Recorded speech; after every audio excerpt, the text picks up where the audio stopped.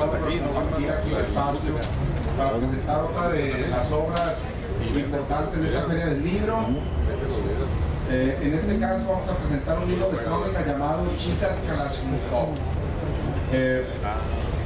La primera vez que yo que supe de Alejandro Almazán fue hace aproximadamente unos, no sé si 6 o 8 años, cuando le compré un libro por allí que me atrajo mucho la atención. Se llamaba Gumaro de Dios, el caníbal. La historia relata la vida de un hombre que es un acontecimiento de nota roja que causó un impacto y tuvo una resonancia nacional que rayaba en el escándalo, porque era un hombre que por allá en la zona de Quintana Roo de Yucatán, digamos de aquella península, asesinó a un compañero y se lo comió, lo devoró. Recuerdo que, no sé si fue esa ocasión, Alejandro, que aunque no tenías espacio en la feria, había llegado, no sé si a Culiacán a hacer unos reportajes, o tú andabas de reportero de un periódico de México y nos preguntaste que si te daba chance de meter el libro, aunque fuera 15 minutos en un resquicio de las presentaciones, y dijimos, órale, éntrale, y lo metimos así como en un espacio que se dio en un inter, digamos entre 8 y 8 y media, donde empezaba la música, y fue muy emocionante la presentación, que no estaba en ese momento programada. Y bueno, desde ahí yo le he seguido más o menos los pasos, sobre todo porque continuamente está escribiendo en diferentes revistas, en MX, en Gato Pardo y en periódicos diferentes.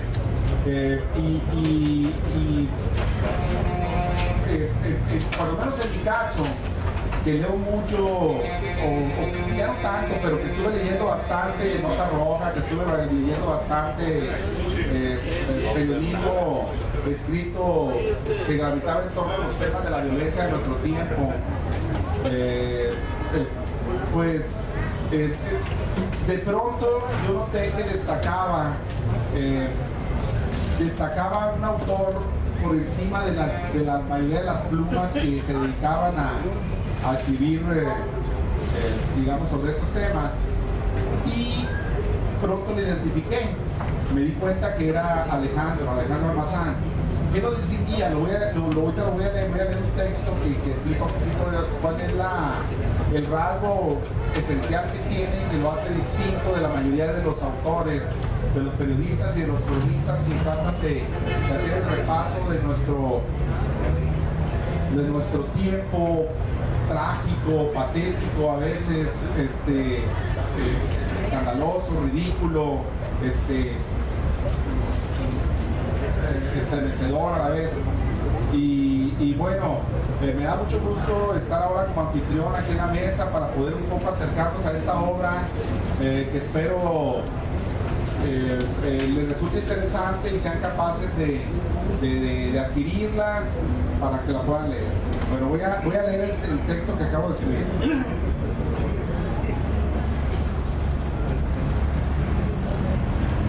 Con una prosa que deja un rastro de cenizas a su paso, Alejandro Almazán presenta su nuevo libro de crónicas con la emoción de un padre que presenta a su quinceañera en sociedad. Hacer el recuento de tantos crímenes no le ha petrificado el pulso ni le ha espantado el sueño. Solamente le ha multiplicado las pesadillas a las que se ha habituado como a una jaqueca. Sigue narrando con el aliento retenido y el corazón palpitando como un ciervo herido las crónicas rojas de la repetida pero nunca aburrida violencia de nuestra era. Almazán, acostumbrado a escribir serenamente aunque la pluma esté ardiendo entre las llamas, nos presenta una serie de crónicas duras, impregnadas de un realismo sucio, caracterizado por su franqueza y sus malos modales, para no quedarse callado. Con disimulada firmeza, baja algunos escalones que conducen a esta torcida versión del infierno que nos han edificado, en la cual vivimos y que lleva por nombre México o Sinaloa, para entrevistar a sus mejores prospectos, sicarios de Game Boy, asesinas a sueldo que matan al amante en turno, pistoleros que se excitan apretando el gatillo hasta la saciedad, narcotraficantes con vocación por el fracaso, y todos ellos reunidos en esta nueva obra, Chicas Kalashnikov, que hace esta bitácora que es una nueva bitácora de la oscuridad. ¿Qué hace Alejandro Almazán para que un tema tan explorado y explotado no nos depare la misma sarta de lugares comunes? No hemos visto esta presentación otras veces aquí mismo hasta el hartazgo. Espero que nadie se incomode, espero que Alejandro no venga armado. En realidad, lo que salva este libro, a Chicas Kalashnikov, de la multitud infinita de libros que abusan del tema de la violencia del narco, es solamente un factor: el estilo. Así de parca es mi respuesta. Si no fuera por el estilo de su prosa, sería uno más del montón. Sería una más del montón de las tantas plumas desesperadas por mojarse en la sangre de las víctimas y escribir para alcanzar notoriedad. La vanidad de nuestro tiempo exige prácticas inusitadas y a veces poco exquisitas. Investigador que escudriña cada suceso con el olfato de un sabueso, Almazán posee ese secreto sentido del buen periodista que distingue el tufo de lo podrido en medio de un aroma impregnado de rosas. Como si esos bajos fondos siempre le pertenecieran, como si fuera uno de sus habitantes, se mueve con un cinismo o una comodidad asombrosa entre ellos. Así se sienta frente al asesino que ha matado niños o mujeres y se adentra en su mirada, tratando de captar el leve brillo de la cobardía o de la ternura. Conversa con una sicaria y la despoja de su coraza, mostrando su condición de madre y de mujer, que se rebeló contra su destino tirando zarpazos como una fiera. Las Chicas Kalashnikov, ese puñado cada vez más creciente de sicarias dispuestas a matar para vivir mejor. El sicariato del lápiz labial, como lo dice Alejandro con una metáfora devastadora, con precisión, aparecen aquí. Son las protagonistas, pero no son las únicas. Él les quita el ropaje sagrado a los benefactores narcos que son colocados en un rango de santidad por su pueblo que no conoce la ingratitud. Muestra el rostro oscuro de la justicia personificado por un héroe incomprendido que emplea los mismos métodos y técnicas de aniquilación que sus enemigos socialmente repugnantes. Sus preguntas, las preguntas de Alejandro Almazán, procuran provocar en el interrogado aquellas respuestas que mejor exhiben su condición. Los provoca con habilidad para que se les desate la lengua y ofrezcan fragmentos de su atormentada alma. Analista despiadado de la conducta, Alejandro Almazán mueve los pensamientos y las emociones de los delincuentes como fichas de dominó a su antojo. En algunos momentos les da libertad para que ellos relaten con sus propias palabras y tiros verbales su travesía en ese mundo, y lo hace con una precisión de narrador experto. Posee un oído tan sensible que registra ese peligroso filo de las frases, el humor negro y hasta cierta poesía involuntaria. Con indiscreta fascinación se introduce en la boca del lobo, se mete en la boca del lobo para conocerlo mejor. Hay un extraño motivo que le impulsa a olerle el fétido aliento a la muerte. Tal vez sea la terquedad de conocer el engranaje silencioso donde se orquesta el crimen. Así nos presenta a Lino Portillo, un sinaloense poco ejemplar, pero muy admirado en su tiempo y muy temido, un hombre que solamente podía encontrar la paz interior asesinando. Lo mismo mató a narcos que valían su peso en oro que a niños inocentes y totalmente ajenos digamos, al episodio de violencia. Y acá entre nos, quien es capaz de matar niños no se atemorizará ante una condena de que el infierno lo espera al final del pasillo. Exhibe Alejandro la voracidad consumista de los buchones, quienes procuran adquirir en un mes todas las ropas y los accesorios que no podrán ponerse el resto de sus vidas. Describe con enfermiza minuciosidad sus símbolos y desplantes, mostrando la armonía de lo poderoso y lo superfluo en un atavío. Asimismo, le da un abrazo a los colegas de Río 12, quienes a veces se pasean entre las balas y deben tener cuidado de no pisar tantos cadáveres diseminados por la ciega violencia del narco, que no obedece más dictamen que el lucro. No es fácil arriesgar el pellejo en una nota, y como el propio Ismael, el director del periódico, lo reconoce, a la mañana siguiente traer los huevos en la garganta, porque aquí los asesinos, aquí en Sinaloa, casi en todo México ya, los asesinos son los vecinos de al lado, y no se tentarán el corazón para despojarlos de la cabeza e interrumpir el flujo de las ideas o de las emociones. Así, por otra parte, Alejandro Almazán le da un repaso a un beligerante alcalde que quiere componer el mundo a chingadazos y usando la ocurrencia como punto de partida. Preludia lo que puede ser en un futuro próximo, donde se impondrá la ley o la voluntad del más fuerte. O bueno, quizás estoy equivocado, ya ese mundo ya llegó hace rato, ¿no? Y donde se ha superado la culpa como una debilidad pequeño burguesa que produce el usar los mismos recursos y los métodos que emplea el crimen organizado o desorganizado para eliminar a quien les estorba. En fin, Almazán es el buen cronista del dolor y la maldad que exige nuestro tiempo, el vigía del cementerio en que nos convirtieron en terruño, el contador de las historias incómodas que otros deben escribir porque se ensucian las manos. Cualquiera puede pensar que para escribir sobre estos temas solamente se necesitan agallas, pero están equivocados. Se necesita estilo, y esto le sobra a mi compa Alejandro. Gracias.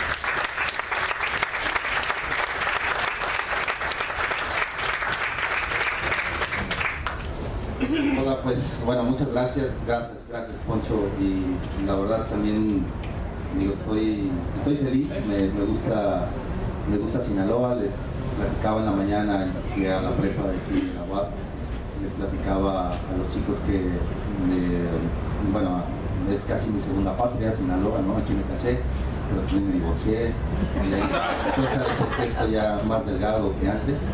Entren en depresión y seguramente un año después van a estar así. Pero me gusta venir, además digo, si extrañaba Mochis.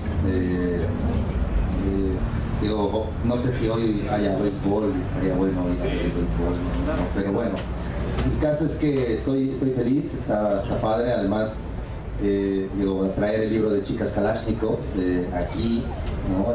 En un territorio donde pues todavía hasta hace poco no era más hostil, ¿no? O sea, yo me acuerdo que cuando venía Mochis hace años ni las moscas se morían, y de pronto ustedes tuvieron una fase terrible, ¿no? Brutal, y ese Mochis se sacudió, ¿no? Y a mí me preocupaba. De hecho, yo me iba enterando un poco de lo que estaba ocurriendo en Mochis a través de los textos que mandaba Poncho a nuestra aparente rendición, ¿no? Un blog de una española, una mexicana española, Lolita Bosch, ¿no? Y entonces poco a poco yo iba sabiendo lo que estaba pasando de este lado. Yo llegaba nada más hasta Culiacán, ¿no? Porque ahí en Culiacán nos decían que ya no nos moviéramos ni para Nabolato ni para más arriba, ¿no? Entonces, de alguna manera a mí me llegaban las noticias de Mochis a través de Poncho. Y yo creo que Chicas Kalashnikov es eso, son como pequeñas cartas al final de cuentas, que fueron elaboradas por lo menos de un periodo de 10 años, una década. Yo escogí ese periodo porque a mí sí me parece que justo cuando llega el PAN al gobierno, cuando ganan en Los Pinos, no solamente hubo esta transición en el poder, sino también hubo una transición en la violencia, hubo una transición, ¿no?, con los cárteles. Y a diferencia de los priistas, que hay que darle su mérito, digo, son los hijos de la chingada, pero hay que darle su mérito en el sentido de que entienden que el poder, que ejerce el poder. Los panistas entendieron que el poder era dinero, y entonces ese fue su problema, creo yo, tanto para el gobierno de Vicente Fox como el de Calderón, ¿no?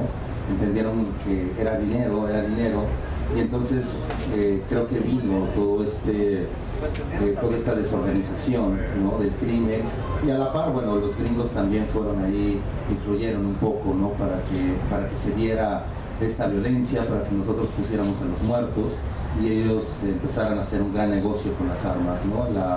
Yo creo que al final la guerra que hubo del narco, que yo nunca he dicho que es una guerra contra las drogas, sino más bien una guerra por las drogas, por el control de las drogas, al final lo que dio fue un negocio muy bueno para mucha gente, ¿no? O sea, seguramente si vemos las finanzas de García Luna, del propio Calderón y de todos estos funcionarios que anduvieron en algún momento, bueno, pues yo creo que vamos a descubrir qué había detrás de esa guerra, ¿no? Había también un negocio. Y yo creo que a nosotros nos tocaba como reporteros ir a contar las historias, ir a contar la estela de lo que estaban dejando los narcotraficantes. Era fuerte, era pesado, porque ir a la línea de fuego pues no es fácil, hay que irle tentando. A mí luego hay amigos que me dicen que soy un caso clínico, ¿no?, por estar yendo a ver estas historias, ir a reportear estas historias, y tal vez tengan razón, ¿no? Tal vez no estoy completo, seguramente tengo algo ahí que me dislocó, ¿no? Pero lo que yo sí creo y que suelo comentar de por qué cuento estas historias es porque la mayoría de mi vida he estado rodeado de violencia. Donde yo crecí en DF, pues era un barrio súper peligroso, ¿no? Y ahí viví. Hubo otra parte que me la pasaba viniendo a Sinaloa a visitar a unos tíos, y también era muy violento. Entonces, entre los amigos que yo tuve en la infancia, yo creo que quedan muy pocos, la mayoría está muerto, ¿no? La mayoría está en la cárcel, porque, bueno, pues se desviaron, ¿no? Yo les decía a los chicos de la prepa que yo no sabía realmente qué había pasado para que ellos, bueno, ellos murieron a los 20 años, yo hoy tengo 42, a mí me costó más trabajo hacerme de unos tenis, hacerme de un auto, hacerme de un reloj, ¿no? Me costó más trabajo, me costaron más años, me costó estudio, me costó leer, a ellos les costó solamente jalar el gatillo, mentar madres y tener huevos, ¿no? Eso fue lo que les costó. Y yo creo que estar metido en ese mundo, al final a uno lo hace que no puede cerrar los ojos, ¿no? No puede tampoco taparse los oídos, y tiene uno que salir a teclear esas historias. Esas historias han sido complicadas, están aquí. Yo he tratado siempre de buscar el lado humano de la violencia, increíblemente o patéticamente, porque también creo que la gente no nace mala, la gente se hace mala. Y llega un momento en que uno dice, bueno, si alguien despierta en la sierra y lo primero que ve en su vida durante los primeros 15 años es amapola, es marihuana, son avionetas Cessna, son cuernos de chivo, y son 9 milímetros, y son asesinatos, bueno, yo creo que seguramente va a repetir eso. Si hubiera a un grupo, y sobre todo el narcotráfico, tienen que ser unos hombres brillantes. Entonces creo que si a este país se le dieran más oportunidades desde que uno nace, seguramente habría menos violencia. Si en este país hubiera más cultura, más educación, seríamos menos salvajes, ¿no? Seríamos unas bestias más controladas, pero no lo somos. Entonces también viene de un problema, de una política social, de una política económica, política, etc. Yo creo que también de ahí parte todo este problema. O sea, el narcotráfico al final no es una bronca de unos rancheritos que bajaron, ¿no?, de la sierra y traen sus kilos de mota para ir a venderla. No, yo creo que finalmente el narcotráfico es también es un gran negocio, es nuestra primera gran transnacional, ¿no? O sea, si existe la Coca-Cola, nosotros le damos la vuelta a la Coca-Cola sin mayor bronca, con la mano en la cintura, y si entendemos que es una transnacional, bueno, no solamente hay unos rancheritos que están involucrados, ¿no? Está obviamente los que siempre han tenido el control del narcotráfico, que son los militares, que son los políticos, que son los policías, todos ellos, ¿no? O sea, y todos ellos involucrados, además de los gringos, bueno, cuando uno ya medio lo ve fríamente se da cuenta que nuestro futuro en realidad no es tan halagador, que nosotros, para lo mejor nosotros pensamos que a lo mejor con principios, con la reconstrucción del tejido social podríamos salir adelante, pero la verdad es que no, o sea, es un poco más desesperanzador el rollo que tenemos enfrente, ¿no? Y es terrible. A lo mejor